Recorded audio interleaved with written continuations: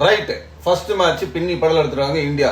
T20 கிரிக்கெட்ல எல்லாம் நல்லா தான் போயிட்டு இருக்கு, எந்த விதமான பிரச்சனையும் இல்லை. அங்க பாத்தீங்கன்னா சூப்பரா போலிங் போட்டாங்க, நல்லா பேட்டிங் சேஸ் பண்ணாங்க. நம்ம வயவுள்ள வருண் சக்கரவர்த்தி நான்தாயா சக்கரவர்த்தி மாதிரி பின்னி படல் எடுத்து போலிங் போட்டான்.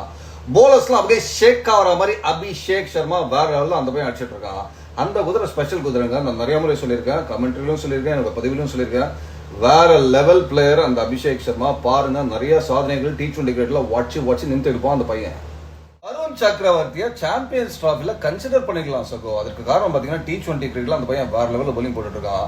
விஜய் ஹசாரே டிராஃபில செகண்ட் ஹையஸ்ட் விக்கெட் டேக்கரும் வருண் சக்கரவர்த்தி தான். அது தவிர முக்கியமான காரணம் இருக்கு சகோ. நம்ம கிட்ட இருக்கிற 3 போலர்ஸ் பாத்தீங்கன்னா முக்கியமான போலர்ஸ் பும்ரா, ஷமி, குல்தீப் யாதவ் எல்லாருமே இன்ஜூரில இருந்து திரும்பி வராங்க. அப்படின்ற போது இப்ப குல்தீப் யாதவ் எந்த அளவுக்கு ஃபிட்டா இருக்காரு, அவர் கிரிக்கெட் ஆகி ரொம்ப நாள் ஆச்சு, இல்ல முழுக்க ஃபிட் ஆகுவார்னு ஒரு நம்பிக்கையில எடுத்திருக்காங்களா செலக்டர்ஸ் தெரியாது. அந்த மாதிரி ஒரு கட்டத்துல வருண் சக்கரவர்த்தியை கண்டிப்பா அவங்க கன்சிடர் பண்ணிருக்கலாம்ன்றது என்னுடைய எண்ணம் சகோ.